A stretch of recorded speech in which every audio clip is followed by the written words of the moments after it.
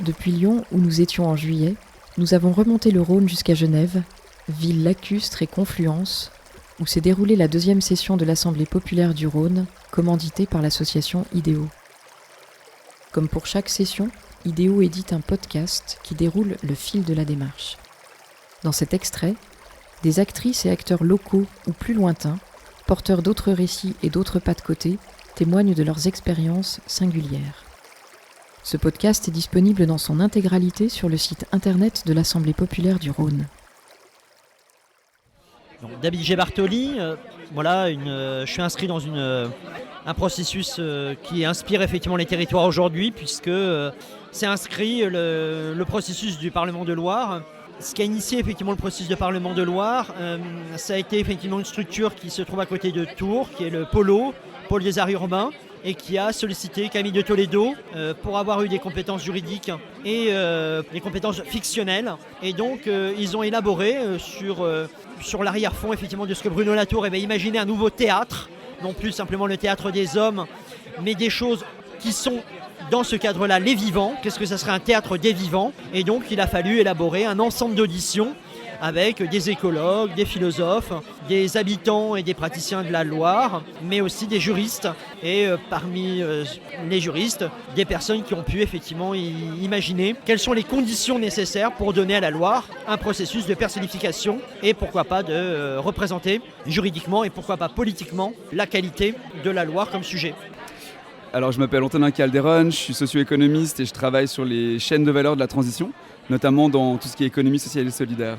Et du coup, un exemple de processus participatif, je pense que la démarche qu'on a initiée en partenariat entre APRES, donc le réseau de l'économie sociale et solidaire, et le Forum Grosselin, qui est un forum participatif, sur le Grosselin, qui est un des quartiers du PAV. PAV, c'est tout le quartier, un énorme quartier, en fait, plusieurs quartiers de Genève qui vont être transformés en habitat dans les 10, 15, 20 prochaines années. Et donc tout ce processus, ça a été de s'intéresser sur les rez-de-chaussée. C'est quoi les rez-de-chaussée pour un quartier et comment on pense et on construit des quartiers une seule planète, c'est-à-dire des quartiers qui proposent des biens et des services en termes de mobilité, d'objets, d'alimentation, etc., qui sont compatibles avec les limites planétaires. Et donc le processus a été d'aller voir autant les habitants un peu partout dans le canton et des experts de leurs thématiques respectives et de synthétiser ça sur des posters, sur c'est quoi les schémas, les besoins, comment ça peut fonctionner, la création, donc la production, transformation, consommation et le partage de ressources et de biens et services, une seule planète. Alors, je suis Justine Beaujouan, je suis chargée de production et d'administration pour l'association FBI Prod et donc le dispositif Le Sismographe. Pour parler du transect, en fait, il s'agit d'un outil utilisé notamment par les géographes ou les urbanistes qui permet de créer des cartographies sensibles dans un territoire donné. Dans le cadre du dispositif Le Sismographe, on s'est saisi de cet outil et on a mené des ateliers participatifs pendant environ 2 ans dans 15 quartiers et communes du Grand Genève. Lors d'un atelier, en fait, on part avec une équipe de médiateurs sur place. On installe une table avec une carte du quartier ou de la ville où on se trouve et on invite les passants, les usagers du territoire à venir nous donner leurs envies et idées, leurs histoires, anecdotes, leurs usages et habitudes autour de leur quartier, en lien avec leur quartier. On collecte donc toute cette matière auprès d'habitants sur place. Ensuite, ce qu'on a fait, nous, dans le cadre du dispositif Le Sismographe, c'est qu'on a invité des artistes, en fait, à traduire, à chaque fois à s'emparer, en fait, de cette matière collectée sur le terrain pour créer, pour chaque territoire, une œuvre originale. Ce qui est intéressant, c'est que à l'issue de chaque période d'atelier participatif, on restitue, en fait, l'œuvre qui a été produite par l'artiste aux habitants du quartier en question. Et effectivement, parfois, on se rend compte que notre action va au-delà de la création de cette œuvre, que les habitants peuvent vraiment s'en emparer pour mener des actions concrètes, en fait, sur leur territoire. On a par exemple des groupes d'habitants qui ont été voir ensuite leurs contrats de quartier pour créer notamment un potager urbain, un exemple. Donc ça peut effectivement fonctionner comme une petite étincelle et puis devenir une sorte de détonateur du pouvoir d'agir. Bonjour, je m'appelle Lionel Lourdin, entrepreneur genevois, membre fondateur de 4 fondations spécialisées dans le domaine de l'économie de la contribution et du développement de communs avec la participation citoyenne. une anecdote, une expérience que nous avons vécue en 2022, c'est un développement d'une mesure d'insertion professionnelle avec les jeunes afin de changer le mécanisme du design de ces mesures qui perdent aujourd'hui de l'attractivité face aux jeunes.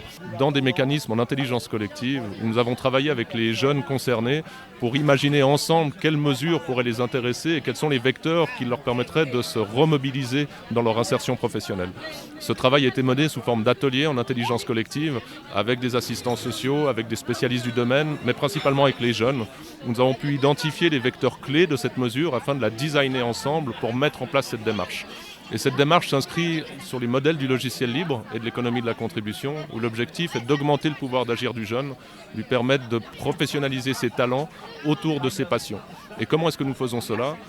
Grâce au monde du logiciel libre, des biens communs technologiques, des savoirs partagés, nous mettons en capacité le jeune pour lui donner la possibilité de professionnaliser autour d'un projet sa passion, son talent, ce qui amène une nouvelle forme de certification au niveau du curriculum vitae, qui n'est plus simplement une certification de type académique ou de formation, mais qui est une certification par l'exemplarité d'un projet développé qui permet de démontrer la capacité de jeunes dans les sujets qui l'intéressent.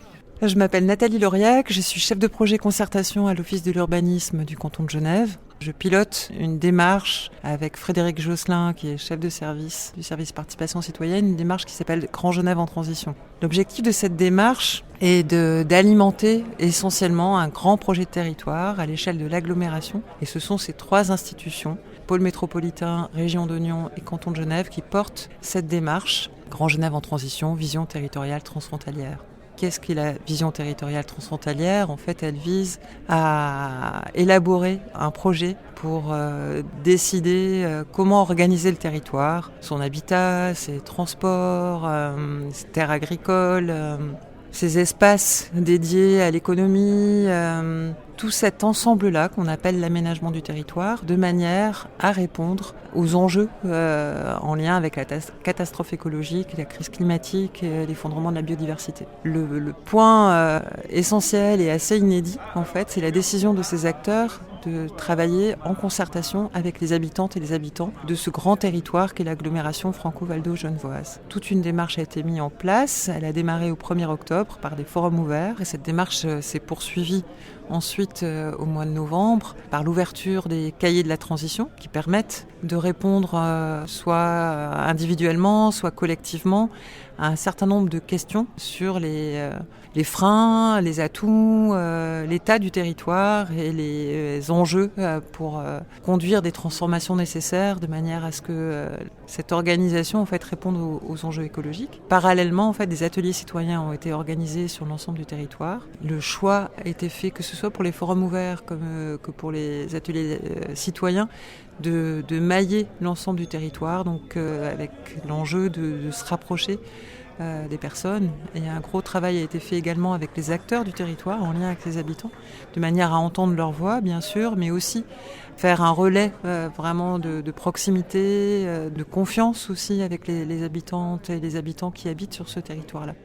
Cette démarche, aujourd'hui, on en fait la synthèse de l'ensemble des résultats, des points de vue exprimés par les habitantes et les habitants dans ce cadre-là. Cette synthèse va venir nourrir les techniciens, les politiques, notamment dans le cadre des ateliers qui auront lieu au mois de janvier avec ces acteurs et continuer à alimenter cette vision territoriale transfrontalière qui est en cours d'élaboration. Vous avez écouté un podcast de l'Assemblée populaire du Rhône. Édité par l'association IDEO, narration Laure Bonnevie, une réalisation La Courroie de transmission, Pragmademia.